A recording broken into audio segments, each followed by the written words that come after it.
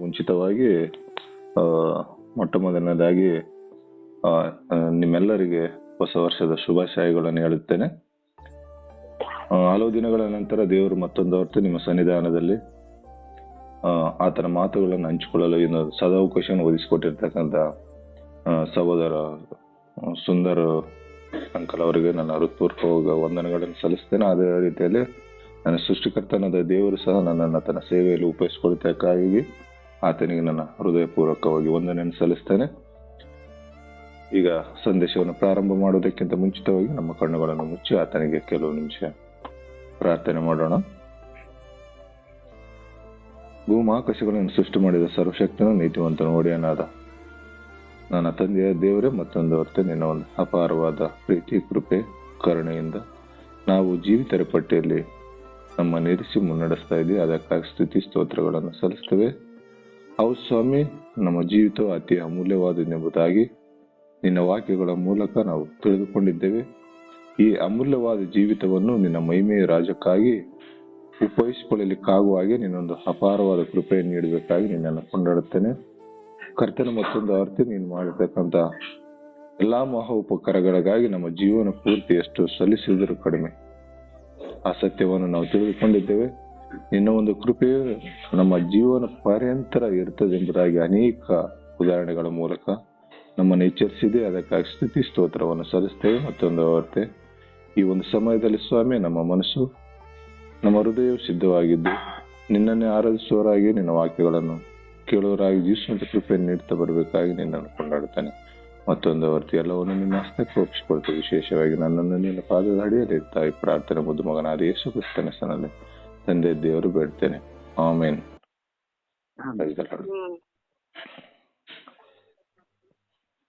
ಸಂದೇಶವನ್ನು ಪ್ರಾರಂಭ ಮಾಡಿಕೊಳ್ಳೋಣ. ಈಗಾಗಲೇ ಓದಿರ್ತಕ್ಕಂಥ ವೇದ ಭಾಗದ ಮೇಲೆ ನಾವು ಇವತ್ತು ಅಧ್ಯಯನವನ್ನು ಮಾಡೋಣ. ಯಾಕಂದ್ರೆ ಒಂದು ಕ್ರೈಸ್ತಿಯ ಜೀವಿತದಲ್ಲಿ ಇದೊಂದು ಅತ್ಯಮೂಲ್ಯವಾದದ್ದು. ಯಾಕಂದ್ರೆ ಪ್ರತಿಯೊಬ್ಬ ಮನುಷ್ಯನಿಗೆ ತಾನು ಕಷ್ಟಪಟ್ಟ ನಂತರ ಪ್ರತಿಫಲ ಬೇಕೆಂಬುದಾಗಿ ನಾವು ಮಾನವ ಒಂದು ಇತಿಹಾಸದಲ್ಲಿ ಚರಿತ್ರೆಯಲ್ಲಿ ನೋಡ್ತೇವೆ.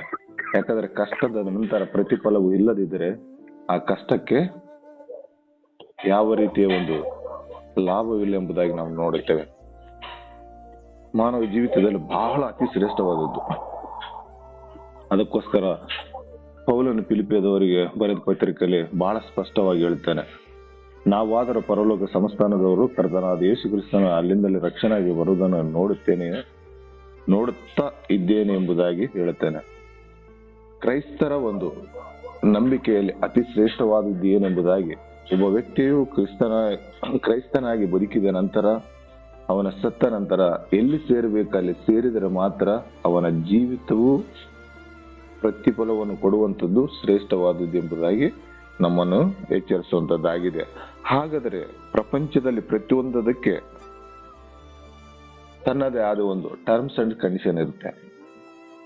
ಪ್ರತಿಯೊಂದಕ್ಕೆ ಪ್ರಪಂಚದಲ್ಲಿ ಉದಾಹರಣೆ, ಯಾವುದೋ ಒಂದು ಸಿಮ್ ತಗೊಳ್ಬೇಕಾದ್ರೆ ಮಿನಿಮಮ್ 18 ವರ್ಷ, ಮದುವೆ ಮಾಡ್ಕೊಳ್ಬೇಕಾದ್ರೆ ಮಿನಿಮಮ್ 18 ವರ್ಷ ಮತ್ತೆ 21 ವರ್ಷ, ನಾವು ವೋಟಿಂಗ್ ಆಗ್ಬೇಕಂದ್ರೆ ಮಿನಿಮಮ್ 18 ವರ್ಷ, ID ಕಾರ್ಡ್ ಬೇಕು, ಆಧಾರ್ ಕಾರ್ಡ್ ಬೇಕು. ಹೀಗೆ ಪ್ರತಿಯೊಂದು ವಿಷಯಕ್ಕೆ ಟರ್ಮ್ಸ್ ಅಂಡ್ ಕಂಡೀಷನ್ ಇರುತ್ತೆ.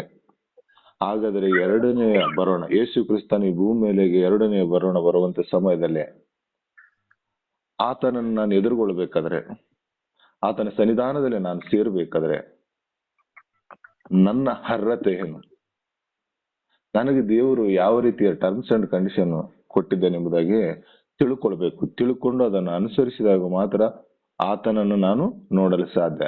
ಯಾಕಂದ್ರೆ ಯೋಬ 19:25-20 ಭಕ್ತನಾದ ಯೋಬನು ಒಂದು ಸ್ಪಷ್ಟವಾದ ಒಂದು ಮಾತನ್ನು ಹೇಳುತ್ತಾ ಇದ್ದೇನೆ, ನಾನಂತೂ ನನ್ನ ವಿಮೋಚಕನು ಜೀವ ಸ್ವರೂಪನೆಂದು ಬಲ್ಲೆನು, ಆತನ ಕಡೆಗೆ ಧೂಳಿನ ಮೇಲೆ ಸಾಕ್ಷಿಯಾಗಿ ನಿಂತುಕೊಳ್ಳುವನು. ನನ್ನ ಚರ್ಮವು ಹೀಗೆ ಬಿರುದು ಹಾಳಾದ ಬಳಿಕ ನಿರ್ದೇಹನಾಗಿ ದೇವರನ್ನು ನೋಡುವೆನು, ಕಣ್ಣಾರೆ ಕಾಣುವೆನೆಂಬುದಾಗಿ. ಯಾಕಂದ್ರೆ ಅನೇಕ ಕ್ರೈಸ್ತರು ಹಲವು ಸಂದರ್ಭದಲ್ಲಿ ತಮ್ಮನ್ನು ತಾವು ಮೋಸ ಮಾಡಿಕೊಂಡಿರುವ ಸನ್ನಿವೇಶಗಳು ಅನೇಕ ಇದೆ. ಕ್ರೈಸ್ತರು ಎಂಬುದಾಗಿ ಹೇಳಿಕೊಂಡು ಮೋಸ ಮಾಡಿಕೊಂಡಿರುವಂತದ್ದು ಅನೇಕ ಸಂದರ್ಭಗಳು ನಮ್ಗೆ ಎತ್ತು ಕಾಣುತ್ತೆ. ಉದಾಹರಣೆಯಾಗಿ ಒಂದು ನೋಡುವುದಾದ್ರೆ ನಮ್ಮನ್ನು ಎಚ್ಚರಿಸುತ್ತೆ. ಮಾರ್ಕನ ಸುವಾರ್ತೆಯಲ್ಲಿ ಮಾರ್ಕನ ಆ, ಮಾರ್ಕ ಸುವಾರ್ತೆ ಬರೀತಕ್ಕಂತ ಮಾರ್ಕನು ನಮ್ಮನ್ನು ಎಚ್ಚರಿಸ್ತಾನೆ. ಯಾವ ರೀತಿ ಎಚ್ಚರಿಸ್ತಾನೆ ಅಂದ್ರೆ, ಮಾರ್ಕ 7:6 ವಚನದಲ್ಲಿ ಈ ರೀತಿ ಬರೆಯಲ್ಪಟ್ಟಿದೆ, ಈ ಜನರು ಮಾತಿನಿಂದ ನನ್ನನ್ನು ಸನ್ಮಾನಿಸುತ್ತಾರೆ, ಆದರೆ ಅವರ ಮನಸ್ಸು ನನಗೆ ದೂರವಾಗಿದೆ. ಮನುಷ್ಯರು ಕಲ್ಪಿಸಿದ ಕಟ್ಟಡಗಳನ್ನೇ ಅವರು ಬೋಧಿಸುವುದರಿಂದ ನನಗೆ ಭಕ್ತಿ ತೋರಿಸುವುದು ವ್ಯರ್ಥ ಎಂಬುದಾಗಿ. ನಿಜವಾಗಲೂ ನಾವು ದೇವರನ್ನು ಪ್ರೀತಿಸ್ತಾ ಇದ್ದೀವ? ನಿಜವಾಗಲೂ ದೇವರನ್ನು ನಾವು ನಮ್ಮ ಹೃದಯದಿಂದ ಆತನನ್ನು ಅನುಸರಿಸಿಕೊಂಡು ಹೋಗ್ತಾ ಇದ್ದೀವ? ಯಾಕಂದ್ರೆ ಇಲ್ಲದಿದ್ದರೆ ನಮ್ಮನ್ನು ನಾವೇ ಮೋಸ ಮಾಡಿಕೊಳ್ಳುವ ಒಂದು ಸ್ಥಿತಿ ಉಂಟಾಗುತ್ತದೆ. ಯಾಕಂದ್ರೆ ಆತನು ನಮ್ಮನ್ನು ಅನೇಕ ವಾರ್ತೆ ಹಳೆ ಒಡಂಬಡಿಕೆಯಲ್ಲಿ ನೋಡ್ಬೇಕಾದ್ರೆ ಎಜ್ಕೇಲ 33, 31, 32ರಲ್ಲಿ, ಯೆಶಾಯ 29:19ರಲ್ಲಿ, ಯೆರೆಮೀಯ 12:2ರಲ್ಲಿ, ಎಫೆಸ 4:14ರಲ್ಲಿ ಈ ಎಲ್ಲ ವಾಕ್ಯಗಳು ಒಬ್ಬ ಕ್ರೈಸ್ತನಾಗಿ ವಿಶ್ವಾಸಿಯಾಗಿ ತನ್ನ ಜೀವನ ಯಾತ್ರೆಯಲ್ಲಿ ಬದುಕಬೇಕಾದ್ರೆ ಇವೆಲ್ಲವೂ ನಮ್ಮನ್ನು ಎಚ್ಚರಿಸುವಂತ ವಾಕ್ಯಗಳಾಗಿದೆ. ಯಾಕಂತಂದ್ರೆ ಕ್ರೈಸ್ತ ಜೀವಿತದಲ್ಲಿ ನಂಬಿಕೆಯು ಅತಿ ಶ್ರೇಷ್ಠವಾದದ್ದು. ಆ ನಂಬಿಕೆಯ ಜೀವಿತವು ಒಬ್ಬ ವಿಶ್ವಾಸಿಗೂ ಇಲ್ಲದಿದ್ದರೆ ಅವನ ಬದುಕು ವ್ಯರ್ಥವಾಗಿ ಹೋಗ್ತದೆ ಎಂಬುದಾಗಿ ನಮ್ಮನ್ನು ಇವೆಲ್ಲ ವಾಕ್ಯಗಳು, ನಿಜವಾಗ್ಲೂ ನಾವು ಆತನನ್ನು ಹೃದಯ ಪೂರ್ವಕವಾಗಿ ಪ್ರೀತಿಸುವವರಾಗಿದ್ದೇವಾ ಎಂಬುದಾಗಿ ನಮ್ಮನ್ನು ಎಚ್ಚರಿಸುವುದು. ಅಥವಾ ಕೇವಲ ಮನುಷ್ಯರು ಕಲ್ಪಿಸಿದ ಕಟ್ಟಡಗಳನ್ನ ಅನುಸರಿಸಿಕೊಂಡು ನಮ್ಮನ್ನು ನಾವು ಮೋಸ ಮಾಡಿಕೊಳ್ಳುತ್ತೇವೆ. ಆದ್ದರಿಂದ ಇವತ್ತು ನಮ್ಮನ್ನು ಕೆಲವು ವಾಕ್ಯಗಳ ಮೂಲಕ ಯೇಸು ಕ್ರಿಸ್ತನ ಪುನರಾಗಮನಕ್ಕೆ ಅಥವಾ 2ನೆಯ ಬರೋಣಕ್ಕೆ ನಾನು ನೀನು ಸಿದ್ಧನಾಗಿದ್ದೇನಾ ಅಥವಾ ಸಿದ್ಧರಾಗಿದ್ದೇವಾ ನಮ್ಮನ್ನು ನಾವು ಇವತ್ತು ಅವಲೋಕನ ಮಾಡಿಕೊಳ್ಳೋಣ. ಯಾಕಂದ್ರೆ ಆ ಒಂದು ಟರ್ಮ್ಸ್ ಅಂಡ್ ಕಂಡೀಷನ್ ನನಗೆ ಗೊತ್ತಿಲ್ಲದಿದ್ದರೆ ಆತನ ಸನ್ನಿಧಾನದಲ್ಲಿ ಸೇರಲು ಸಾಧ್ಯವಿಲ್ಲ. ನಾನು ಆತನ ಸನ್ನಿಧಾನದಲ್ಲಿ ಸೇರ್ಬೇಕಾದ್ರೆ ನನ್ನನ್ನು ನಾನು ಸಿದ್ಧ ಮಾಡಿಕೊಂಡಿರಬೇಕು. ಯಾಕಂದ್ರೆ ಕ್ರೈಸ್ತ ವಿಶ್ವಾಸಿಯ ಒಂದು ಕೊನೆಯ ನಂಬಿಕೆಯ ಭರವಸೆ ಏನೆಂಬುದಾಗಿ ನೋಡುವುದಾದ್ರೆ ಸತ್ತ ನಂತರ ಆತನ ಸನ್ನಿಧಾನದಲ್ಲಿ ಜೀವಿಸಬೇಕು. ಯಾಕಂದ್ರೆ ನಮಗೆ ವಾಗ್ದಾನ ಮಾಡಿದ್ದಾನೆ.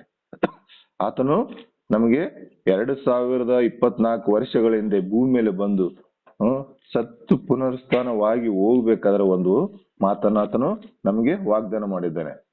ಯೋಹನ ಸುವಾರ್ತೆ 14ನೇ ಅಧ್ಯಾಯ 1-2 ವಚನದಲ್ಲಿ ಈ ರೀತಿ ಬರೆಯಲ್ಪಟ್ಟಿದೆ, ನಿಮ್ಮ ಹೃದಯಗಳು ಕಳವಳಗೊಳ್ಳದಿರಲಿ, ದೇವರನ್ನು ನಂಬಿರಿ, ನನ್ನನ್ನು ನಂಬಿರಿ. ನನ್ನ ತಂದೆಯ ಮನೆಯಲ್ಲಿ ಬಹಳ ಬಿಡಾರಗಳಿವೆ, ಇಲ್ಲದಿದ್ದರೆ ನಿಮಗೆ ಹೇಳುತ್ತಿದ್ದೆನು, ನಿಮಗೆ ಸ್ಥಳವನ್ನು ಸಿದ್ಧ ಮಾಡುವುದಕ್ಕೆ ಹೋಗ್ತೇನಲ್ಲ. ನಾನು ಹೋಗಿ ನಿಮಗೆ ಸ್ಥಳವನ್ನು ಸಿದ್ಧ ಮಾಡಿದ ಮೇಲೆ ತಿರುಗಿ ಬಂದು ನಿಮ್ಮನ್ನು ಕರ್ಕೊಂಡು ಹೋಗಿ ನನ್ನ ಬಳಿ ಸೇರಿಸಿಕೊಳ್ಳುವೆನು. ಯಾಕಂದ್ರೆ ನಾನು ಇರುವ ಸ್ಥಳದಲ್ಲಿ ನೀವು ಸಹ ಇರಬೇಕು, ಮತ್ತೆ ನಾನು ಹೋಗುವ ಸ್ಥಳದ ಮಾರ್ಗವು ನಿಮ್ಗೆ ತಿಳಿದಿದೆ ಅಂದನು.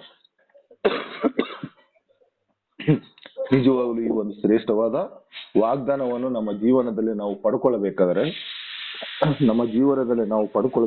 ನಿಜವಾಗ್ಲೂ ನಮ್ಮನ್ನು ನಾವು ಸಿದ್ಧ ಮಾಡಿಕೊಂಡಿದ್ದೇವಾ ಅಥವಾ ಇಲ್ಲ ಎಂಬುದಾಗಿ ಆತನು ನಮ್ಮನ್ನು ಎಚ್ಚರಿಸುವವನಾಗಿದ್ದಾನೆ. ಆದ್ರಿಂದ ಆ ಒಂದು ಸಿದ್ಧತೆಗೋಸ್ಕರ ಯಾವ ರೀತಿ ನಮ್ಮನ್ನು ನಾವು ಕ್ರಿಸ್ತನಲ್ಲಿ ತೊಡಗಿಸಿಕೊಂಡಿದ್ದೇವ, ಆ ಸಿದ್ಧತೆಗೋಸ್ಕರ ಅಲ್ಲಿ ಸೇರುವುದಕ್ಕೋಸ್ಕರ ನಮ್ಮನ್ನು ನಾವು ಯಾವ ರೀತಿ ಸಿದ್ಧತೆ ಮಾಡಿಕೊಂಡಿದ್ದೇವೆ ಎಂಬುದಾಗಿ ನಾವು ಇವತ್ತು ಒಂದೊಂದಾಗಿ ಕೆಲವು ಟರ್ಮ್ಸ್ ಅಂಡ್ ಕಂಡೀಷನ್, ಆತನ ಪಾದದ ಸನ್ನಿಧಾನದಲ್ಲಿ ಸೇರ್ಬೇಕಾದ್ರೆ, ಆತನ ವಾಸ ಸ್ಥಳಕ್ಕೆ ನಾವು ಪರಲೋಕ ಎಂಬ ಆ ಸಂಸ್ಥಾನಕ್ಕೆ ನಾವು ಸೇರಬೇಕಾದ್ರೆ ನಮಗೆ ಟರ್ಮ್ಸ್ ಅಂಡ್ ಕಂಡೀಷನ್ ಏನಿದೆ ಎಂಬುದಾಗಿ ನಾವು ಒಂದೊಂದು ವಾಕ್ಯವನ್ನಾಗಿ ನೋಡ್ಕೊಳ್ಳೋಣ. ಮೊಟ್ಟ ಮೊದಲನೇದಾಗಿ ಕ್ರೈಸ್ತಿಯ ಜೀವಿತದಲ್ಲಿ ಅತಿ ಶ್ರೇಷ್ಠವಾದದ್ದು ಏನೆಂಬುದಾಗಿ ನೋಡ್ಬೇಕಾದ್ರೆ ಮೊಟ್ಟ ಮೊದಲನೇ ಅಂಶ ಶುದ್ಧ ಜೀವಿತ. ಆತನ ಒಂದು ಸನ್ನಿಧಾನದಲ್ಲಿ ಅಥವಾ ಪರಲೋಕ ರಾಜ್ಯಕ್ಕೆ ನಾವು ಸೇರಬೇಕಾದ್ರೆ ಈ ಭೂಮಿ ಮೇಲೆ ಶುದ್ಧವಾದ ಜೀವಿತವನ್ನು ನಾವು ಜೀವಿಸಬೇಕೆಂಬುದಾಗಿ 1ನೇ ಯೋಹನ ಪತ್ರಿಕೆ 3:3 2-3 ವಚನಗಳನ್ನು ನಾವು ನೋಡ್ಕೊಳ್ಳೋಣ. 1ನೇ ಯೋಹನ ಪತ್ರಿಕೆ 3:2 ಮತ್ತು 3ನೇ ವಚನ ಈ ರೀತಿ ಬರೆಯಲ್ಪಟ್ಟಿದೆ, ಈಗ ದೇವರ ಮಕ್ಕಳಾಗಿದ್ದೇವೆ, ಮುಂದೆ ನಾವು ಏನಾಗುವೆವೋ ಅದು ಇನ್ನೂ ಪ್ರತ್ಯಕ್ಷವಾಗಲಿಲ್ಲ. ಕ್ರಿಸ್ತನು ಪ್ರತ್ಯಕ್ಷನಾದರೆ ನಾವು ಆತನು ಆಗಿರುವೆವೆಂದು ಬಲ್ಲೆವು. ಯಾಕಂದ್ರೆ ಆತನ ಇರುವ ಪ್ರಕಾರ ಆತನನ್ನು ನೋಡುವೆ. ಆತನ ಮೇಲೆ ಈ ನಿರೀಕ್ಷೆ ಇಟ್ಟಿರುವ ಪ್ರತಿಯೊಬ್ಬನು ಕ್ರಿಸ್ತನು ಶುದ್ಧನಾಗಿರುವಂತೆ ತನ್ನನ್ನು ಸಿದ್ಧ ಮಾಡಿಕೊಳ್ಳುತ್ತಾನೆ. ನಮ್ಮ ನಮ್ಮ ಈ ಒಂದು ಜೀವನ ಯಾತ್ರೆಯಲ್ಲಿ ಮೊಟ್ಟ ಮೊದಲನೆಯದಾಗಿ ನಮ್ಮ ಮನಸ್ಸು, ನಮ್ಮ ಹೃದಯ, ನಮ್ಮ ಜೀವಿತವನ್ನು ಪರಿಶುದ್ಧವಾಗಿ ಕಾಪಾಡ್ಕೋಬೇಕು, ಸಿದ್ಧವಾಗಿ ಇಟ್ಕೊಳ್ಬೇಕು, ಪಾಪರಹಿತ ಜೀವಿತವನ್ನು ಜೀವಿಸಬೇಕು. ಯಾಕಂದ್ರೆ 2024 ವರ್ಷಗಳಲ್ಲಿ ಈ ಸತ್ಯವೇದದ ಇತಿಹಾಸದಲ್ಲಿ ಅಥವಾ ಪ್ರಪಂಚದ ಚರಿತ್ರೆಯಲ್ಲಿ ಪಾಪರಹಿತನಾಗಿ ಬದುಕಿರ್ತಕ್ಕಂಥ ಯೇಸು ಕ್ರಿಸ್ತನಿಂದ ಮಾತ್ರ ಸಾಧ್ಯ ಎಂಬುದಾಗಿ ನಮ್ಗೆ ಆತನ ವಾಕ್ಯಗಳು ನಮ್ಮನ್ನು ಎಚ್ಚರಿಸುವಂತದ್ದಾಗಿದೆ.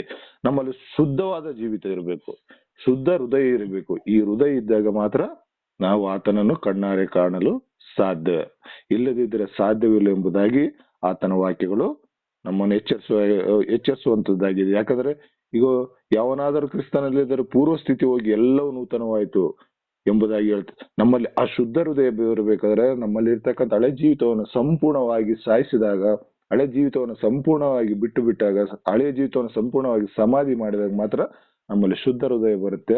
ಆ ಹೃದಯ ಇದ್ದಾಗ ಮಾತ್ರ ಆತನ ನಾವು ಕಣ್ಣಾರೆ ಕಾಣುತ್ತೆ ಎಂಬುದಾಗಿ ದೇವರ ವಾಕ್ಯವು ನಮ್ಮನ್ನು ಎಚ್ಚರಿಸುವಂತದ್ದು.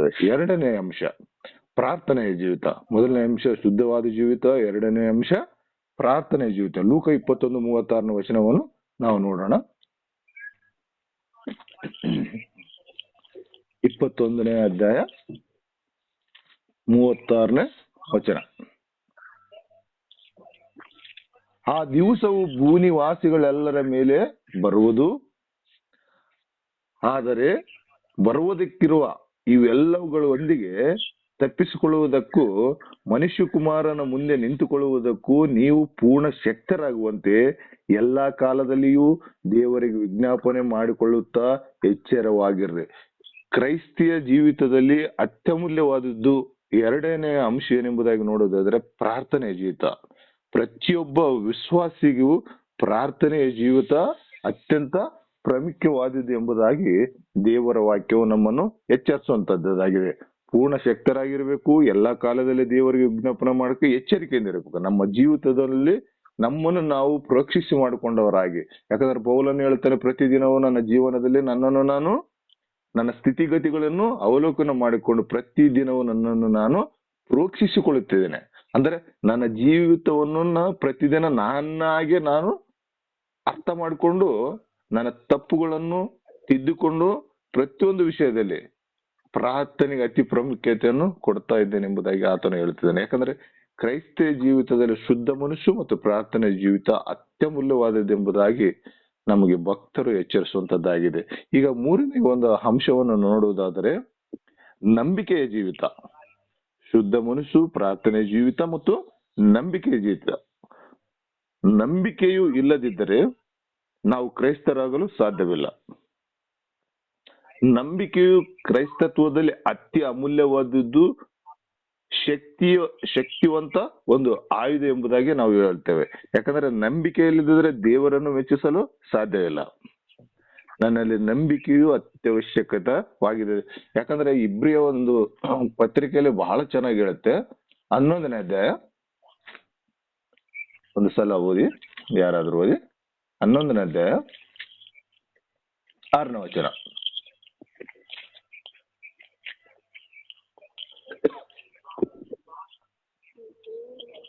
ಇಬ್ರಿಯ 11ನೇ ಅಧ್ಯಾಯ 6ನೇ ವಚನ. ಆದರೆ ನಂಬಿಕೆ ಇಲ್ಲದೆ ದೇವರನ್ನು ಮೆಚ್ಚಿಸುವುದು ಅಸಾಧ್ಯ. ದೇವರ ಬಳಿಗೆ ಬರುವವನು ದೇವರು ಇದ್ದಾನೆ ಮತ್ತು ತನ್ನನ್ನು ಹುಡುಕುವವರಿಗೆ ಪ್ರತಿಫಲವನ್ನು ಕೊಡ್ತಾನೆ ಎಂದು ನಂಬುವುದು ಅವಶ್ಯ. ದೇವರ ಬಳಿಗೆ ಬರತಕ್ಕಂತ ಪ್ರತಿಯೊಬ್ಬ ವಿಶ್ವಾಸಿ ಏನಿರ್ಬೇಕಂತ ಅವನು ನಂಬುವಂತ ಅವಶ್ಯಕತೆ ಇದೆ. ಯಾಕಂದ್ರೆ ಅವ್ರು ಪ್ರತಿಫಲವನ್ನು ಪಡ್ಕೊಳ್ಬೇಕಾದ್ರೆ ಏನ್ ಮಾಡ್ಬೇಕಂತ ದೇವರನ್ನು ನಂಬಬೇಕಂತ. ನಂಬದಿದ್ದರೆ ಸಾಧ್ಯ ಇಲ್ಲ. ಯಾಕಂದ್ರೆ ಇಬ್ರಿಯ 10:37 ಈ ರೀತಿ ಬರೆಯಲ್ಪಟ್ಟಿದೆ, ಓದ್ತೀನಿ. ಬರುವಾತನು ಇನ್ನು ಸ್ವಲ್ಪ ಕಾಲದಲ್ಲಿ ಬರುವನು, ತಡ ಮಾಡುವುದಿಲ್ಲ. ಆದರೆ ನನ್ನವನಾಗಿರುವ ನೀತಿವಂತ ನಂಬಿಕೆಯಿಂದಲೇ ಬದುಕುವನು. ಅವನು ಹಿಂದೆಗೆದರೆ ಅವನಲ್ಲಿ ನನಗೆ ಸಂತೋಷವಿರುವುದಿಲ್ಲ ಎಂದು ಬರೆದಿದೆ. ಯಾಕಂದ್ರೆ ನೀತಿವಂತನಿಗೆ ನಂಬಿಕೆಯು ಅತಿ ಅವಶ್ಯಕತೆವಾದಿದ್ದು. ಯೇಸು ಕ್ರಿಸ್ತನ ಪುನರಾಗಮನಕ್ಕೆ ಮೊಟ್ಟ ಮೊದಲನೆಯದು ಶುದ್ಧ ಜೀವಿತ, ಎರಡನೆಯದು ಪ್ರಾರ್ಥನೆ ಜೀವಿತ, ಮೂರನೆಯ ಜೀವಿತವು ನಂಬಿಕೆಯ ಜೀವಿತ.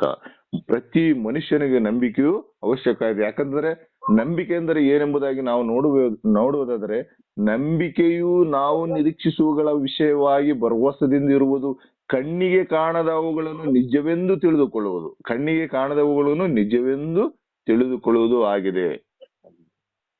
ಈ ಒಂದು ನಂಬಿಕೆಯು ನೋಡದೆ ನಂಬುವಂಥದ್ದು ನಿಜವಾದ ನಂಬಿಕೆ ಎಂಬುದಾಗಿ ಭಕ್ತರು ನಮ್ಮನ್ನು ಎಚ್ಚರಿಸುವಂತವರು ಆಗಿದ್ದಾರೆ.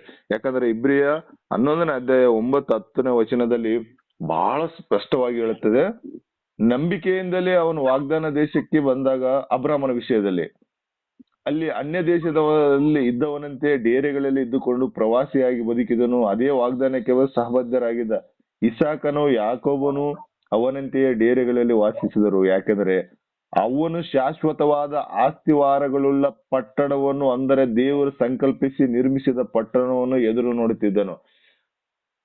ಅಬ್ರಾಮನು ಕೋಟ್ಯಾಧಿಪತಿ, ಆವಾಗಲೇ ಬಿಲಿಯನರ್. ಅಂತ ವ್ಯಕ್ತಿ ದೊಡ್ಡ ಬಂಗಲೆ, ತಾಜ್ ಮಹಲ್, ಆ ತರ ದೊಡ್ಡ ದೊಡ್ಡ ಬಂಗಲೆಗಳನ್ನು ಕಟ್ಟಿಕೊಂಡು ಇವತ್ತು ನಮ್ಮ ಲೌಕಿಕ ಪ್ರಪಂಚದಲ್ಲಿ ಇರ್ತಕ್ಕಂಥ ಅಂಬಾನಿ ಈ ತರ ದೊಡ್ಡ ದೊಡ್ಡ ಶ್ರೀಮಂತರ ತರ ದೊಡ್ಡ ದೊಡ್ಡ ಮನೆಗಳನ್ನು ಕಟ್ಟಿಕೊಂಡು ಆರಾಮ್ ಇರಬಹುದಾಗಿತ್ತು. ಆದ್ರೆ ಆತ ಇರ್ಲಿಲ್ಲ, ದೊಡ್ಡ ಶ್ರೀಮಂತ. ಆದ್ರೆ ಆತನ ನಂಬಿಕೆ ಏನಾಗಿತ್ತು? ಈ ಲೋಕವು ಶಾಶ್ವತವಲ್ಲ, ಶಾಶ್ವತವಾದ ಒಂದು ಪಟ್ಟಣ ಇದೆ, ದೇವರು ನನಗೋಸ್ಕರ ನಿರ್ಮಿಸಿದ್ದಾನೆ, ದೇವರು ಸಂಕಲ್ಪಿಸಿ ನಿರ್ಮಿಸಿರ್ತಕ್ಕಂಥ ಪಟ್ಟಣವು ನನಗೋಸ್ಕರವಾಗಿದೆ, ಶಾಶ್ವತವಾದ ಪಟ್ಟಣವಿದೆ.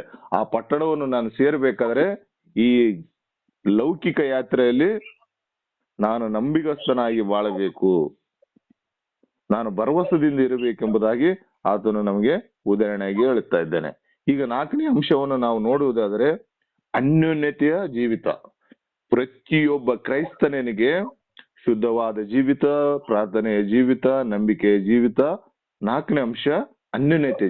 ಅನ್ಯೋನ್ಯತೆಯು ಬಹಳ ಅತಿ ಶ್ರೇಷ್ಠವಾದ ಒಂದು ಮೌಲ್ಯರಹಿತವಾದ ಅಂಶ ಎಂಬುದಾಗಿ ಸತ್ಯವೇದವು ನಮ್ಮನ್ನು ಎಚ್ಚರಿಸುವಂತದ್ದಾಗಿದೆ. ಯಾಕಂದ್ರೆ ಈ ಅನ್ಯೋನ್ಯತೆಯು ಮನುಷ್ಯನಲ್ಲಿ ಇಲ್ಲದಿದ್ದರೆ ದೇವರ ಪ್ರೀತಿಯನ್ನು ವ್ಯಕ್ತಪಡಿಸಲು, ದೇವರ ಪ್ರೀತಿಯನ್ನು ವಿಶ್ವಾಸಗಳ ಮುಂದೆ ಕ್ರಿಯೆಯಲ್ಲಿ ತೋರಿಸಲು ಸಾಧ್ಯವಿಲ್ಲ. ಅದು ಯಾವಾಗ ಇರುತ್ತೆ? ಆತನನ್ನು ನಾವು ಅನುಸರಿಸಿಕೊಂಡು ಹೋದಾಗ, ಆತನನ್ನು ಸ್ವೀಕಾರ ಮಾಡಿ ಆತನನ್ನು ಧರಿಸಿಕೊಂಡಾಗ ಈ ಅನ್ಯೋನ್ಯತೆಯ ಜೀವಿತ ಬರುತ್ತೆ. ಈ ಅನ್ಯೋನ್ಯತೆಯ ಜೀವಿತ ಇದ್ದಾಗ ನಾವು ವಿಶ್ವಾಸಿಗಳನ್ನು ಗೆಲ್ಲಲು ಸಾಧ್ಯವಿದೆ ಎಂಬುದಾಗಿ ನಮ್ಮನ್ನು ವಾಕ್ಯವು ಎಚ್ಚರಿಸುತ್ತದೆ. ಇಬ್ರಿಯ 10:25 ಈ ರೀತಿ ಬರೆಯಲ್ಪಟ್ಟಿದೆ, ಸಭೆಯಾಗಿ ಕೂಡಿಕೊಳ್ಳುವುದನ್ನು ಕೆಲವರು ರೂಢಿಯಾಗಿ ಬಿಟ್ಟಿರುವ ಪ್ರಕಾರ ನಾವು ಬಿಟ್ಟು ಬಿಡದೆ ಒಬ್ಬರನ್ನೊಬ್ಬರು ಎಚ್ಚರಿಸೋಣ, ಕರ್ತನ ಪ್ರತ್ಯಕ್ಷತೆಯ ದಿನವು ಸಮೀಪಿಸುತ್ತಾ ಬರುತ್ತದೆ ಎಂದು ನೀವು ನೋಡುವುದರಿಂದ ಇದನ್ನು ಮತ್ತಷ್ಟು ಮಾಡಿರಿ. ಯಾಕಂದ್ರೆ ಸತ್ಯದ ಪರಿಜ್ಞಾನವನ್ನು ನಾವು ಹೊಂದಿದ ಮೇಲೆ ಬೇಕೆಂದು ಪಾಪ ಮಾಡ. ಯಾಕಂದ್ರೆ ಕ್ರೈಸ್ತಿಯ ಜೀವಿತದಲ್ಲಿ ಅನ್ಯೋನ್ಯತೆ ಅನ್ನೋದು ಬಹಳ ಶ್ರೇಷ್ಠವಾದ ಒಂದು ಅಂಶ.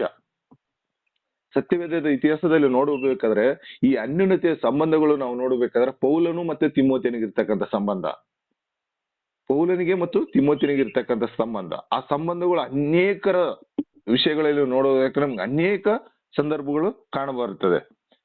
ಅತಿ ಶ್ರೇಷ್ಠವಾದದ್ದು ಅಂಶ ನಮಗೆ ಅನ್ಯೋನ್ಯತೆಯ ಜೀವಿತ ಬೇಕು. ಈ ಅನ್ಯೋನ್ಯತೆಯ ಜೀವಿತ ಇದ್ದಾಗ ಮಾತ್ರ ನನ್ನನ್ನು ನಾನು ಕ್ರೈಸ್ತನೆಂಬುದಾಗಿ ಪ್ರೂವ್ ಮಾಡಿಕೊಳ್ಳಲು ಸಾಧ್ಯ. ಈ ಅನ್ಯೋನ್ಯತೆಯ ಒಂದು ಸ್ವಭಾವ ನನ್ನಲ್ಲಿ ಇಲ್ಲದಿದ್ದರೆ ನನ್ನನ್ನು ನಾನು ಸುಳ್ಳುಗಾರನನ್ನಾಗಿ ಮಾಡಿಕೊಳ್ಳುವಂತದ್ದಾಗಿದೆ. ಯಾಕಂದ್ರೆ ಈ ಒಂದು ಅನ್ಯೋನ್ಯತೆಯ ಅಂಶದಲ್ಲಿ 3 ಅಂಶಗಳು ಅಡಕವಾಗಿದೆ. ಮೊದಲನೇದಾಗಿ ಅನ್ಯೋನ್ಯತೆಯಾಗಿ ಜೀವಿಸುವುದರಿಂದ ಪಾಲುಗಾರಿಕೆ ಬರುತ್ತೆ, ವಿಶ್ವಾಸಿಗಳೊಂದಿಗೆ ಪಾಲುಗಾರಿಕೆ ಬರುತ್ತೆ. ಯಾಕಂದ್ರೆ ಯೋಹಾನ ಸುವಾರ್ತೆ 13:8 ಈ ರೀತಿ ಬರೆಯಲ್ಪಟ್ಟಿದೆ. ದಯವಿಟ್ಟು ನೀವು ಎಚ್ಚರಿಕೆಯಾಗಿ ಇದ್ದಿದ್ದರೆ ಓದಿ. ಯೋಹಾನ ಸುವಾರ್ತೆ 13ನೇ ಅಧ್ಯಾಯ 8ನೇ ವಚನ. आपण ज्या व्यक्तीशी बोलत आहात 8ನೇ ವಚನ. ನೀನು ನನ್ನ ಕಾಲುಗಳನ್ನು ಎಂದಿಗೂ ತೊಳೆಯಬಾರದು ಎಂದು ಹೇಳಿದಕ್ಕೆ ಯೇಸು, ನಾನು ನಿನ್ನನ್ನು ತೊಳೆಯದಿದ್ದರೆ ನನ್ನ ಸಂಗಡ ನಿನಗೆ ಪಾಲಿಲ್ಲ ಅಂದನು.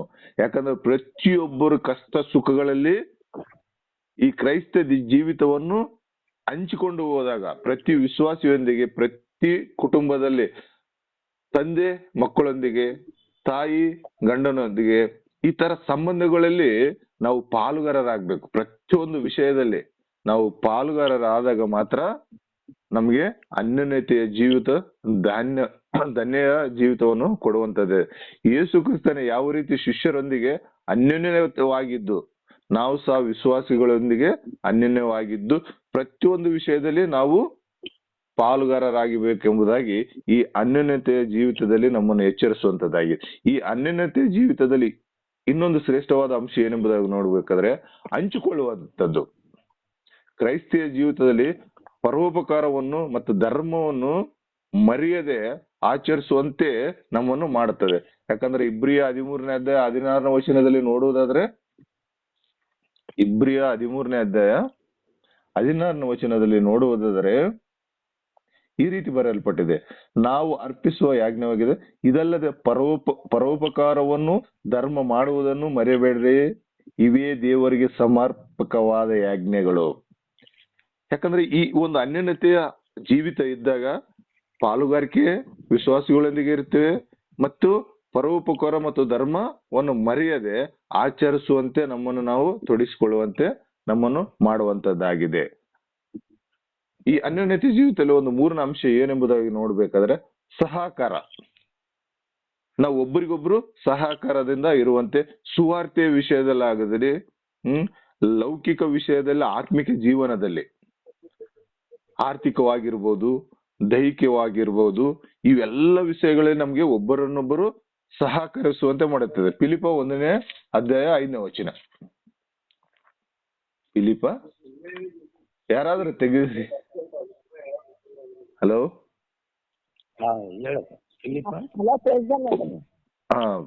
ಫಿಲಿಪ 1ನೇ ಅಧ್ಯಾಯ 5ನೇ ವಚನ. ನೀವು ಮೊದಲಿನಿಂದ ಇಂದಿನವರೆಗೂ ಸುವಾರ್ಥ ಪ್ರಚಾರದಲ್ಲಿ ಸಹಕಾರಿಗಳಾಗಿದ್ದರೆಂದು ನನ್ನ ದೇವರಿಗೆ ಕೃತಜ್ಞತೆ ಸ್ತುತಿ ಮಾಡುತ್ತೇನೆ. Wow, super. ಒಬ್ಬ ವ್ಯಕ್ತಿಗೆ, ಒಬ್ಬ ವಿಶ್ವಾಸಿಗೆ ಅನ್ಯೋನ್ಯತೆಯ ಜೀವಿತ ಇದ್ದಾಗ ಸುವಾರ್ಥ ವಿಷಯದಲ್ಲಿ ಸಹಕಾರ ತಾನಾಗಿಯೇ ಬರ್ತದೆ ಎಂಬುದಾಗಿ. ಆರ್ಥಿಕ ವಿಷಯವಾಗಿರ್ಬೋದು, ಆಧ್ಯಾತ್ಮಿಕ ವಿಷಯವಾಗಿರ್ಬೋದು, ಇವೆಲ್ಲವೂ ತಾನಾಗಿಯೇ ಬರ್ತದೆ ಎಂಬುದಾಗಿ ಫಿಲಿಪ ಪತ್ರಿಕೆಯಲ್ಲಿ ಪೌಲನು ನಮ್ಮನ್ನು ಎಚ್ಚರಿಸುವಂತವನು ಆಗಿದ್ದಾನೆ.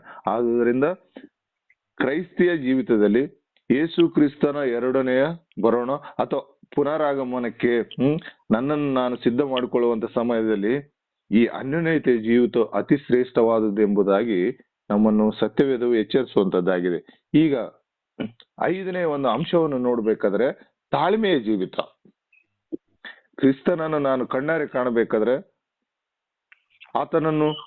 ಆತನ ಒಂದು ಸನ್ನಿಧಾನದಲ್ಲಿ ನಾನು ಜೀವಿಸಬೇಕಾದ್ರೆ ತಾಳ್ಮೆಯ ಜೀವಿತವು, ಕ್ರೈಸ್ತ ವಿಶ್ವಾಸದಲ್ಲಿ, ಕ್ರಿಸ್ತಿಯ ಬದುಕಿನಲ್ಲಿ ತಾಳ್ಮೆಯ ಜೀವಿತವು ಅತಿ ಶ್ರೇಷ್ಠವಾದದ್ದು.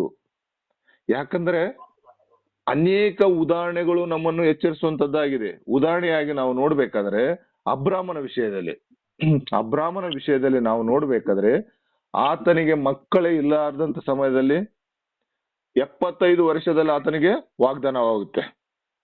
75ನೇ ವರ್ಷದಲ್ಲಿ ವಾಗ್ದಾನವಾಗುತ್ತೆ. ಏನಂತ? ನಿನಗೆ ಒಂದು ಮಗು ಆಗುವುದೆಂಬುದಾಗಿ. ಆತನ ಬರಬ್ಬರಿ 25 ವರ್ಷ ತಾಳ್ಮೆಯಿಂದ ಇದ್ದ. 100ನೇ ವಯಸ್ಸಿನಲ್ಲಿ ಪ್ರತಿಫಲವನ್ನು ಪಡ್ಕೊಂಡ. ಕ್ರೈಸ್ತಿಯ ಜೀವಿತದಲ್ಲಿ ತಾಳ್ಮೆ ಅನ್ನುವುದು ಅತಿ ಶ್ರೇಷ್ಠವಾದದ್ದು. ಆ ಜೀವಿತ ಇದ್ದಾಗ ಮಾತ್ರ ನಮ್ಮ ಬದುಕು ಧನ್ಯವಾಗಿರುತ್ತದೆ. ಇಲ್ಲದಿದ್ದರೆ ಸಾಧ್ಯವಿಲ್ಲ ಎಂಬುದಾಗಿ ಸತ್ಯವೇದವು ನಮ್ಮನ್ನು ಎಚ್ಚರಿಸುವ. ನಿಜವಾಗ್ಲೂ ನಮ್ಮಲ್ಲಿ ತಾಳ್ಮೆಯ ಜೀವಿತವೂ ಇದೆನಾ?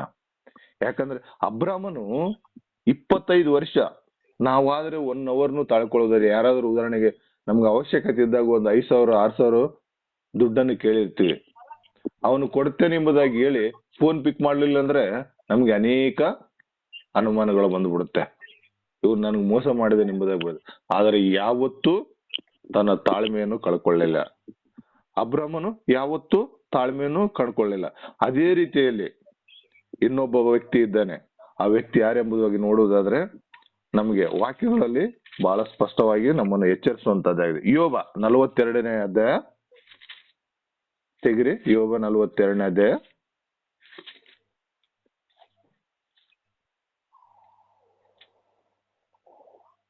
12-13 ವಚನಗಳು.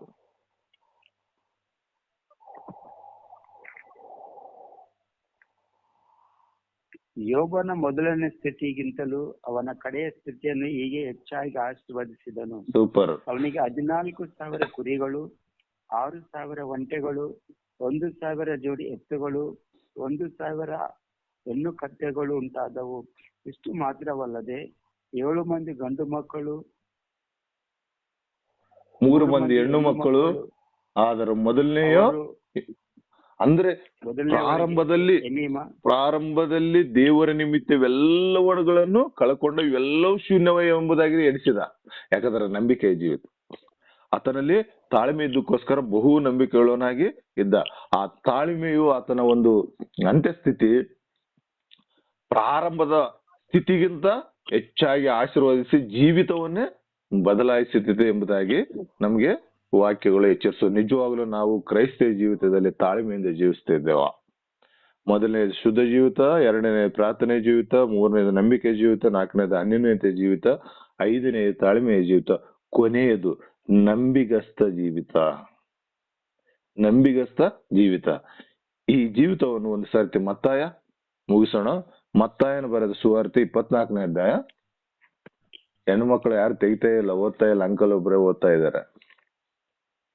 ನಿಜವಲ್ಲ ನಾವೆಲ್ಲರೂ ವಾಕ್ಯವನ್ನು ಕೇಳ್ತಾ ಇದ್ವಿ ಅಂದಾಗೆ ಎಂಬುದಾಗಿ ನಾವು ಸ್ವಲ್ಪ ನಾನು 24ನೇ ಅಧ್ಯಾಯ 44ರಿಂದ 46 ವಚನಗಳು ನೋಡೋಣ. ಆದ ಕಾರಣ ನೀವು ಸಹ ಸಿದ್ಧವಾಗಿರ್ರಿ. ನೀವು ನೆನೆಸದ ಗಳಿಗೆಯಲ್ಲಿ ಮನುಷ್ಯಕುಮಾರನು ಬರುತ್ತಾನೆ.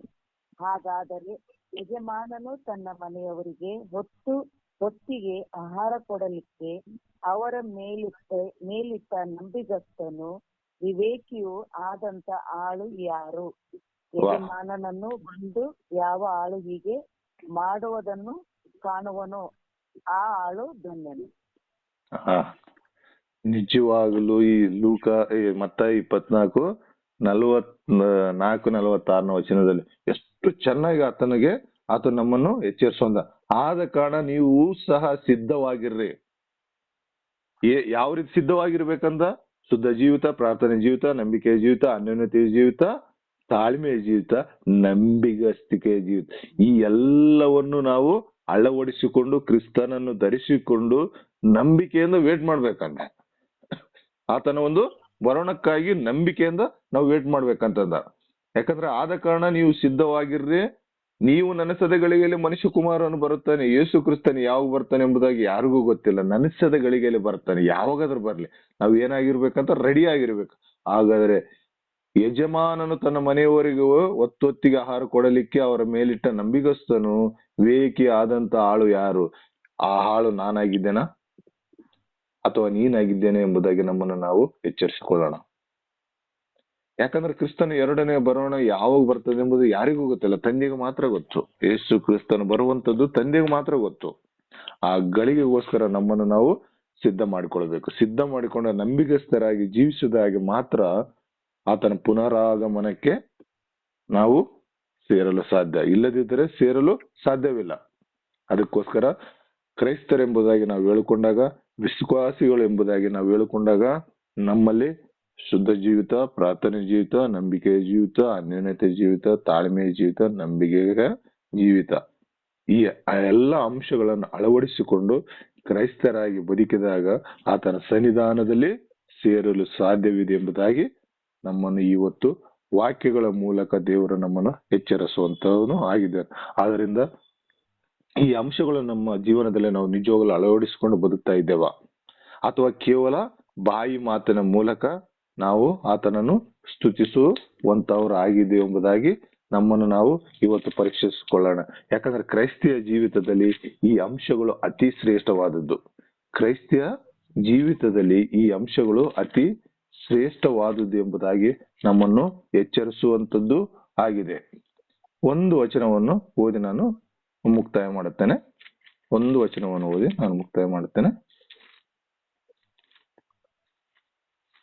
ಟೈಮ್ ಆಯ್ತು. ಒಂದು ವಚನ ಓದಿ.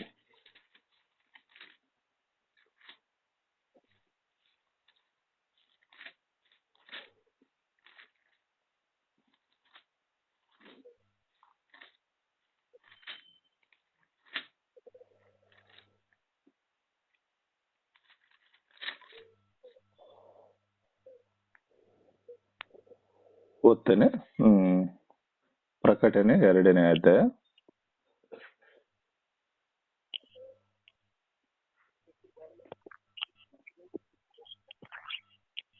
ಪ್ರಕಟಣೆ 2ನೇ ಅಧ್ಯಾಯ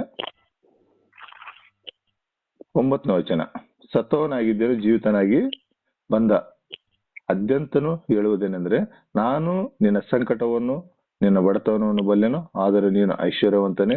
ಇದಲ್ಲದೆ ತಮ್ಮನ್ನು ಯಹೂದ್ಯರೆಂದು ಹೇಳಿಕೊಳ್ಳುವವರು ನಿನ್ನ ವಿಷಯವಾಗಿ ದೂಷಿಸುವುದನ್ನು ಬಲ್ಲೆನು, ಅವರು ಯಹೂದ್ಯರಲ್ಲ, ಸೈತಾನನ ಸಮಾಜದವರಾಗಿದ್ದಾರೆ. ನಿನಗೆ ಸಂಭವಿಸುವುದಕ್ಕಿರುವ ಬಾಧೆಗಳಿಗೆ ಹೆದರಬೇಡ. ಹೀಗೋ ನೀವು ದುಷ್ಪ್ರೇರಣೆಗೆ ಒಳಗಾಗುವಂತೆ ಸೈತಾನನು ನಿಮ್ಮಲ್ಲಿ ಕೆಲವರನ್ನು ಸೆರೆಮನೆಯೊಳಗೆ ಹಾಕುವುದಕ್ಕಿದ್ದಾನೆ, ಮತ್ತು 10 ದಿವಸಗಳ ತನಕ ನಿಮ್ಗೆ ಸಂಕಟವಿರುವುದು. ನೀನು ಸಾಯಬೇಕಾದರೂ ನಂಬಿಗಸ್ತನಾಗಿರು, ನಾನು ನಿನಗೆ ಜೀವವೆಂಬ ಜಯಮಾಲವನ್ನು ಕೊಡುವೆನು. ದೇವರಾತ್ಮನ ಸಭೆಗಳಿಗೆ ಹೇಳುವುದನ್ನು ಕಿವಿಯುಳ್ಳವನು ಕೇಳಲೆ. ನಿಜವಾದ ಕ್ರೈಸ್ತರಾಗಿ ನಂಬಿಗಸ್ತಿಕೆಯಿಂದ ಜೀವಿಸ್ತಾ ಇದ್ದೇವ. ಆ ಜೀವವೆಂಬ ಜಯಮಾಲೆಯನ್ನು ಪಡೆಯುವುದಕ್ಕಾಗಿ ನಮ್ಮನ್ನು ನಾವು ಸಿದ್ಧ ಮಾಡಿಕೊಂಡಿದ್ದೇವೆ ಎಂಬುದಾಗಿ ನಮ್ಮನ್ನು ನಾವು ಎಚ್ಚರಿಸಿಕೊಳ್ಳೋಣ. ಯಾಕಂತಂದ್ರೆ ಅವರು ಯಹೂದ್ಯರಲ್ಲ, ಸೈತಾನನ ಸಮಾಜ. ನಿಜವಾಗ್ಲೂ ನಾವು ಕ್ರೈಸ್ತರ ಅಥವಾ ಸೈತಾನನ ಸಮಾಜದವರ? ಒಂದು ವೇಳೆ ಸೈತಾನನ ಸಮಾಜದವರಾಗಿದ್ದರೆ ಜೀವವೆಂಬ ಜಯಮಾಲೆಯನ್ನು ಪಡೆದುಕೊಳ್ಳಲು ಸಾಧ್ಯವಿಲ್ಲ. ನಿಜವಾಗ್ಲೂ ನಾವು ಕ್ರೈಸ್ತರಾಗಿದ್ದರೆ, ಕ್ರಿಸ್ತನನ್ನು ಧರಿಸಿಕೊಂಡಿದ್ದರೆ, ಕ್ರಿಸ್ತನನ್ನು ಅರಿತಿದ್ದರೆ ಆತನ ಒಂದು ಸನ್ನಿಧಾನದಲ್ಲಿ ಸೇರಲು ಸಾಧ್ಯವಿದೆ ಎಂಬುದಾಗಿ ಇವತ್ತು ವಾಕ್ಯಗಳ ಮೂಲಕ ನಮ್ಮನ್ನು ಎಚ್ಚರಿಸುವಂತದ್ದಾಗಿದೆ. ನನಗೆ ಅನಿಸ ಮಟ್ಟಿಗೆ ಪ್ರತಿಯೊಬ್ಬ ಕ್ರೈಸ್ತ ವಿಶ್ವಾಸಿಗಳು ಆತನನ್ನು ಧರಿಸಿಕೊಂಡವರಾಗಿ ತಮ್ಮ ಭೂಯಾತ್ರೆಯನ್ನು ಮಾಡುತ್ತಾ ಇದ್ದಾರೆ ಎಂಬುದಾಗಿ ನಾನು ನೆನೆಸ್ತೇನೆ.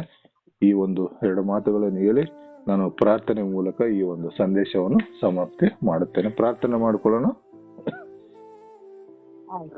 ಭೂಮಾಕಾಶಗಳನ್ನು ನಿರ್ಮಿಸಿದ ಸರ್ವಶಕ್ತನು ನೀತಿವಂತನು ಒಡೆಯನಾದ ಪರಮ ಪ್ರೀತಿಯುಳ್ಳ ತಂದೆಯ ದೇವರೇ, ಕರ್ತನೆ ಮತ್ತೊಂದು ಹೊರತು ಈಗಾಗಲೇ ನೀನು ತಿಳಿಸಿಕೊಟ್ಟಂತಹ ಸತ್ಯವಾದ ಅಂಶಗಳನ್ನು ನಮ್ಮ ಜೀವನದಲ್ಲಿ ಅಳವಡಿಸಿಕೊಂಡಿದ್ದೇವೆ. ಶುದ್ಧವಾದ ಜೀವಿತ, ಪ್ರಾರ್ಥನೆ ಜೀವಿತ, ನಂಬಿಕೆಯ ಜೀವಿತ, ಅನ್ಯೋನ್ಯತೆ ಜೀವಿತ, ತಾಳ್ಮೆಯ ಜೀವಿತ ಮತ್ತು ನಂಬಿಗಸ್ತಿಕೆಯ ಜೀವಿತ. ನಾನು ನಿನ್ನ ಬಳಿಯಲ್ಲಿ ಸೇರಬೇಕಾದ್ರೆ ಈ ಒಂದು 7 ಅಂಶಗಳು ಅತಿ ಶ್ರೇಷ್ಠವಾದದ್ದು, ಕ್ರೈಸ್ತಿಯ ಜೀವಿತದಲ್ಲಿ ಅತ್ಯಮೂಲ್ಯವಾದದ್ದೆಂಬುದಾಗಿ ನಿನ್ನ ವಾಕ್ಯಗಳ ಮೂಲಕ ನನ್ನನ್ನು ಕೇಳಿರ್ತಕ್ಕಂಥ ಪ್ರತಿಯೊಂದು ಹೃದಯವನ್ನು ಎಚ್ಚರಿಸಿದೆ ಎಂಬುದಾಗಿ ನಾನು ನೆನೆಸೋನಾಗಿದ್ದೇನೆ. ಕರ್ತನೆ ಮತ್ತೊಂದು ಹೊರತೆ ಕಷ್ಟ ಸುಖದ ಸಂಕಟದಲ್ಲಿದ್ದರು, ಪ್ರತಿಯೊಂದು ಸಮಸ್ಯೆಯಲ್ಲಿದ್ದರು ನಿನ್ನನ್ನು ಆರಾಧಿಸಬೇಕು, ನಿನ್ನ ಸನ್ನಿಧಾನದಲ್ಲಿ ಸಮಯ ಕಳಿಬೇಕೆಂಬುದಾಗಿ ಮುಂಜಾನೆ ವೇಳೆಯಲ್ಲಿ ಎಲ್ಲಾ ನಿನ್ನ ಮಕ್ಕಳು ನಿನ್ನ ಪಾದದ ಅಡಿಯಲ್ಲಿ ಬಂದಿದ್ದಾರೆ. ಅದಕ್ಕಾಗಿ ಸ್ತುತಿ ಸ್ತೋತ್ರಗಳನ್ನು ಸಲ್ಲಿಸೋನಾಗಿದ್ದೇನೆ. ಯಾಕಂದ್ರೆ ಸ್ವಾಮಿ, ಪ್ರತಿಯೊಬ್ಬ ವಿಶ್ವಾಸಿ, ಪ್ರತಿಯೊಬ್ಬ ನಂಬಿಕೆಯುಳ್ಳವನಾಗಿ ಜೀವಿಸ್ತಕ್ಕಂಥವ್ರು ಪ್ರತಿಯೊಬ್ಬರು ನಿನ್ನ ಸನ್ನಿಧಾನದಲ್ಲಿ ಬರಲು ಕಾರಣ ಏನೆಂಬುದಾಗಿ ನೋಡ್ಬೇಕಾದ್ರೆ ಪ್ರತಿಯೊಬ್ಬ ವಿಶ್ವಾಸಿ ಒಂದಿಲ್ಲ ಒಂದು ಸಮಸ್ಯೆಯಿಂದ ನರಳುತ್ತಿರ್ತಾನೆ ಸ್ವಾಮಿ. ಆ ಸಮಸ್ಯೆಯಿಂದ ಬಿಡುಗಡೆ ನಿನ್ನಿಂದ ಮಾತ್ರ ಸಾಧ್ಯ ಎಂಬುದಾಗಿ ಪ್ರತಿಯೊಬ್ಬರು ತಿಳ್ಕೊಂಡಿದ್ದಾರೆ. ಪ್ರಪಂಚವನ್ನು ಆಳುವಂತ ದೇವರು ನೀನೊಬ್ಬರೇ ಸ್ವಾಮಿ. ಈ ಪ್ರಪಂಚದಲ್ಲಿ ಅಕಾರ್ಡಿಂಗ್ ಟು ಹಿಂದೂ ಮೈಥಾಲಜಿ ಸ್ವಾಮಿ 33 ಕೋಟಿ ದೇವತೆಗಳು ಇದ್ದಾರೆ ಎಂಬುದಾಗಿ ಹೇಳ್ತಾ ಇದೆ. ಆದರೆ ಆ ಎಲ್ಲಾ ದೇವತೆಗಳಿಗೆ ನಿನ್ನೊಬ್ಬನೇ ದೇವರು ಸ್ವಾಮಿ. ಎಲ್ಲವೂ ನಿನ್ನಲ್ಲಿ ಅಡಕವಾಗಿದೆ. ಘನವು, ಮಹಿಮೆ, ಸ್ತುತಿ, ಸ್ತೋತ್ರವು ಎಲ್ಲವೂ ನಿನಗುಂಟಾಗಲಿ ಸ್ವಾಮಿ. ನಿನ್ನನ್ನೇ ನಾವು ಸತ್ಯ ದೇವರು ಎಂಬುದಾಗಿ ನಂಬಿದ್ದೇವೆ. ನಮ್ಮ ಪೂರ್ವಿಕರು ಎಲ್ಲರೂ ನಿನ್ನನ್ನೇ ನಂಬಿ ಅವರು ಸೇರಬೇಕಾದ ಸ್ಥಳಕ್ಕೆ ಸೇರಿದರು. ಅದೇ ರೀತಿಯಲ್ಲಿ ನಾವು ಸಹ ನಮ್ಮ ಈ ಜೀವನ ಯಾತ್ರೆಯಲ್ಲಿ ನಿನ್ನನ್ನೇ ನಂಬಿದ್ದೇವೆ, ನಿನ್ನ ಸನ್ನಿಧಾನದಲ್ಲಿ ಸೇರ್ತೇವೆ ಎಂಬುದಾಗಿ ನಾವು ನಂಬಿಕೆಯಿಂದ ಜೀವಿಸುವಂತರಾಗಿದ್ದೇವೆ. ಆದ್ದರಿಂದ ಸ್ವಾಮಿ, ನಮ್ಮ ಕಷ್ಟ ಸುಖ ಸಂಕಟಗಳು ಎಲ್ಲವನ್ನೂ ನಿನ್ನ ಪಾದದ ಅಡಿಯಲ್ಲಿತ್ತೆ. ನಮಗಿರ್ತಕ್ಕಂಥ ಪ್ರತಿಯೊಂದು ಸಮಸ್ಯೆಗಳಿಂದ ಬಿಡುಗಡೆ ಮಾಡಿ ರಕ್ಷಣೆ ಮಾರ್ಗದಲ್ಲಿ ಸ್ಥಿರವಾಗಿ ನಿಲ್ಲುವಂತೆ ಕೃಪೆ ನೀಡಬೇಕಾಗಿ ನಿನ್ನನ್ನು ಕೊಂಡಾಡುತ್ತೇನೆ. ವಿಶೇಷವಾಗಿ ಸ್ವಾಮಿ, ಈ ಒಂದು ಆರಾಧನೆಗೆ ಸೇರಿರ್ತಕ್ಕಂಥ ಎಲ್ಲರನ್ನೂ ನಿನ್ನ ಪಾದದ ಅಡಿಯಲ್ಲಿಟ್ಟಿದ್ದೇನೆ. ಅವರ ಕುಟುಂಬಗಳನ್ನು ಆಶೀರ್ವದಿಸು, ಅವರ ಮಕ್ಕಳನ್ನು, ಅವರ ದಂಪತಿ ಜೀವನವನ್ನು ಆಶೀರ್ವದಿಸಿ, ಅವರ ಮನೆಗಳಲ್ಲಿ ಶಾಂತಿ ಸಮೃದ್ಧಿ ನಿರಂತರ ನೆಲೆಯಾಗಿರ್ಲಿಕ್ಕೆ ಆಗುವ ಕೃಪೆ ನೀಡಬೇಕಾಗಿ ನಿನ್ನನ್ನು ಕೊಂಡಾಡುತ್ತೇನೆ. ಹೌದು ಸ್ವಾಮಿ, ನೀನೊಬ್ಬನೇ ಸರ್ವ ಸೃಷ್ಟಿಗೆ ಯಜಮಾನನೆಂಬುದಾಗಿ ನಾವು ನಂಬಿದ್ದೇವೆ. ನಿನ್ನಿಂದಲೂ ಎಲ್ಲವೂ ಸೃಷ್ಟಿ, ನಿನ್ನಿಂದಲೂ ಎಲ್ಲವೂ ಸರ್ವನಾಶ ಎಂಬುದಾಗಿ ನಾವು ತಿಳಿದುಕೊಂಡಿದ್ದೇವೆ. ಅದಕ್ಕೋಸ್ಕರ ನಿನ್ನ ಸನ್ನಿಧಾನದಲ್ಲಿ ಬಂದಿದ್ದೇವೆ. ನಮ್ಮೆಲ್ಲರನ್ನು ನಮ್ಮ ಕ್ರೈಸ್ತ ಜೀವಿತದಲ್ಲಿ ನಿನ್ನ ವಾಕ್ಯಗಳ ಮೂಲಕ ಎಚ್ಚರಿಸಿ ಮುನ್ನಡೆಸ್ತಾ ಬರಬೇಕಾಗಿ ನಿನ್ನನ್ನು ಕೊಂಡಾಡುತ್ತೇನೆ. ವಿಶೇಷವಾಗಿ ಒಂದು ಪ್ರಾರ್ಥನಾ ಕೂಟವನ್ನು ನಡೆಸಿಕೊಂಡು ಹೋಗಲು ಪ್ರೇರಣೆ ನೀಡಿರ್ತಕ್ಕಂಥ ಸುಂದರ ಬ್ರದರನ್ನು ನಿಮ್ಮ ಹಸ್ತಕ್ಕೆ ಒಪ್ಪಿಸಿಕೊಡ್ತೇನೆ. ಅವರನ್ನು ಆಶೀರ್ವದಿಸಿ ಬಲಪಡಿಸಿ ಆತ್ಮಿಕವಾಗಿ ಹೆಚ್ಚೆಚ್ಚಾಗಿ ಅಭಿವೃದ್ಧಿ ಹೊಂದಲಿಕ್ಕಾಗುವಾಗೆ ಅವರ ಮೇಲೆ ನಿನ್ನ ಒಂದು ಅಪಾರವಾದ ಕೃಪೆಯನ್ನು ನೀಡಬೇಕಾಗಿ ನಿನ್ನನ್ನು ಕೊಂಡಾಡುತ್ತೇನೆ. ಅವರನ್ನು ಅವರಿಗೆ ವಹಿಸಿಕೊಟ್ಟಿರ್ತಕ್ಕಂಥ ಧರ್ಮಪತ್ನಿ ಮಕ್ಕಳನ್ನು ಸಹ ನಿಮ್ಮ ಪಾದದ ಸನ್ನಿಧಾನದಲ್ಲಿ ಇಡ್ತೇನೆ. ಅವರನ್ನು ಆಶೀರ್ವದಿಸಿ ಬಲಪಡಿಸಿ ಉತ್ತಮ ಸಾಕ್ಷ್ಯ ಮಕ್ಕಳಾಗಿ ನಿಲ್ಲಲಿಕ್ಕಾಗುವಾಗೆ ನೀನೊಂದು ಅಪಾರವಾದ ಕೃಪೆ ನೀಡಬೇಕಾಗಿ ನಿನ್ನನ್ನು ಕೊಂಡಾಡುತ್ತೇನೆ. ವಿಶೇಷವಾಗಿ ಒಂದು ಕಾನ್ಫರೆನ್ಸ್ ಕಾಲ್ನಲ್ಲಿ ಅನೇಕ ಸ್ತ್ರೀಯರಿದ್ದಾರೆ ಸ್ವಾಮಿ, ವಯಸ್ಸಾದವರು, ಯೌವನಸ್ಥರು ಎಲ್ಲರಿದ್ದಾರೆ ಸ್ವಾಮಿ. ಪ್ರತಿಯೊಬ್ಬರನ್ನು ಹೆಸರಾಗಿ ಆಶೀರ್ವದಿಸಿ ಬಲಪಡಿಸಿ ಅವರ ಮನೆಗಳಲ್ಲಿ ಸುಖ ಸಂತೋಷವನ್ನು ನೀಡಿ ಮುನ್ನಡೆಸ್ತಾ ಬರಬೇಕಾಗಿ ನಿನ್ನನ್ನು ಕೊಂಡಾಡ್ತೇನೆ. ವಿಶೇಷವಾಗಿ ಅಲ್ಪನಯೋಗ್ಯನಾಗಿರ್ತಕ್ಕಂಥ ನನ್ನನ್ನು ಈ ಒಂದು ಸದಾವಕಾಶವನ್ನು ಕೊಟ್ಟಿದ್ದಕ್ಕಾಗಿ ನಿನ್ನ ಪಾದಗಳಿಗೆ ವಂದನೆಯನ್ನು ಸಲ್ಲಿಸ್ತೇನೆ. ನನ್ನನ್ನು ಹೆಚ್ಚೆಚ್ಚಾಗಿ ನಿನ್ನ ಸೇವೆಯಲ್ಲಿ ಬೆಳಿಲಿಕ್ಕಾಗುವಾಗೆ ನಿನ್ನ ಸೇವೆಯಲ್ಲಿ ಜೀವಿಸ್ಲಿಕ್ಕಾಗುವಂತ ಕೃಪೆ ನೀಡಬೇಕಾಗಿ ನಿನ್ನನ್ನು ಕೊಂಡಾಡ್ತಾನೆ. ಕೇವಲ ಹೇಳುವನಾಗಿದ್ದು ನನ್ನನ್ನು ನಾನು ಮೋಸ ಮಾಡಿಕೊಳ್ಳದೆ ಸತ್ಯದಲ್ಲಿ ಕೃತ್ಯದಲ್ಲಿ ನಿನ್ನನ್ನು ಅರ್ಥವನಾಗಿ ಜೀವಿಸ್ಲಿಕ್ಕಾಗುವಂತ ಕೃಪೆ ನೀಡಬೇಕಾಗಿ ನಿನ್ನನ್ನು ಕೊಂಡಾಡ್ತೇನೆ. ಮತ್ತೊಂದು ವರ್ಷ ನನ್ನ ಕುಟುಂಬದ ಪ್ರತಿಯೊಬ್ಬ ಸದಸ್ಯರು ನಿನ್ನ ಪಾದದ ಅಡಿಯಲ್ಲಿ ಇರ್ತಾ ಈ ಪ್ರಾರ್ಥನೆ ಮುದ್ದು ಮಗನಾದ ಯೇಸು ಕ್ರಿಸ್ತನ ಹೆಸರಿನಲ್ಲಿ ತಂದೆ ದೇವರು ಬೇಡ್ತೇನೆ. ಆಮೆನ್. ತುಂಬಾ ವಂದನೆ. ನಿಜವಾಗಲೂ ಬಹಳ ಉತ್ತಮವಾದ ಸಂದೇಶವನ್ನು ನಮಗೆ ಕೊಟ್ಟಿದ್ದೀರಿ. ದೇವರು ಎರಡನೇ ಸಾರಿ ಬರುವಾಗ ನಾವು ಆತನ ಜೊತೆಯಲ್ಲಿ ಆತನ ಪರಲೋಕ ರಾಜ್ಯಕ್ಕೆ ಸೇರಬೇಕಾದ್ರೆ ಒಂದು 5 ಅಂಶಗಳು ನಮ್ಮಲ್ಲಿ ಇರಬೇಕು. ಶುದ್ಧ ಜೀವಿತ, ಪ್ರಾರ್ಥನೆ, ಮತ್ತು ನಂಬಿಕೆ, ಅನ್ಯೋನ್ಯತೆ, ತಾಳ್ಮೆ, ಆಗಲೇ ಈ ಅಂಶಗಳು ನಮ್ಮಲ್ಲಿ ಆದ್ರೆ ನಾವು ದೇವರ ರಾಜ್ಯಕ್ಕೆ ಸೇರ್ಲಿಕ್ಕೆ ಸಾಧ್ಯ ಉಂಟು. ನಾವು ನಿಜವಾಗಿ ಕ್ರೈಸ್ತರಾಗಿ ಬಾಳ್ಲಿಕ್ಕೆ ಸಾಧ್ಯ ಉಂಟು. ಈ ಒಂದು ಉತ್ತಮವಾದ ಸಂದೇಶಕ್ಕಾಗಿ ತುಂಬಾ ತುಂಬಾ ವಂದನೆ. ಅಯ್ಯ ನಿಮ್ಗೆ ತಿರುಗಿ ಕ್ರಮ ಇದ್ದಾಗಿಲ್ಲ ನೀವು ನಮ್ಮ ಮಧ್ಯದಲ್ಲಿ ಬಂದು ಇದೇ ರೀತಿಯಾಗಿ ದೇವರ ವಾಕ್ಯವನ್ನು ನಮ್ಮೆಲ್ಲ ಹಂಚಿಕೊಡ್ಬೇಕೆಂದು ಕೇಳಿಕೊಡ್ತೇನೆ. ನೀವು ನಮ್ಮ ಮಧ್ಯದಲ್ಲಿ ಬಂದು ದೇವರ ವಾಕ್ಯನ ಹೇಳಿದಕ್ಕಾಗಿ ನಮ್ಮ ಒಂದು ದೇಶನ ಪರವಾಗಿ ನನ್ನ ಪರವಾಗಿ ನಿಮ್ಗೆ ತುಂಬಾ ವಂದನೆ ಹೇಳುವುದಾಗಿದ್ದೇನೆ. ದೇವರು ನಿಮ್ಮನ್ನು ಹೆಚ್ಚಾದ ರೀತಿಯಲ್ಲಿ ಆಶ್ರಯ ಆತನ ಒಂದು ವಿಶ್ವಾಸದಲ್ಲಿ ಆತನ ಒಂದು ಸೇವೆಯಲ್ಲಿ ಇನ್ನು ನಿಮ್ಮನ್ನು ಬಲಪಡಿಸಿ ನಡೆಸಲಿ, ಆರೋಗ್ಯ ಭಾಗ್ಯ ಕೊಟ್ಟು ಎಂಬುದಾಗಿ ನನ್ನ ಪ್ರಾರ್ಥನೆ. ತುಂಬಾ ವಂದನೆ ಬ್ರದರ್. Thank you.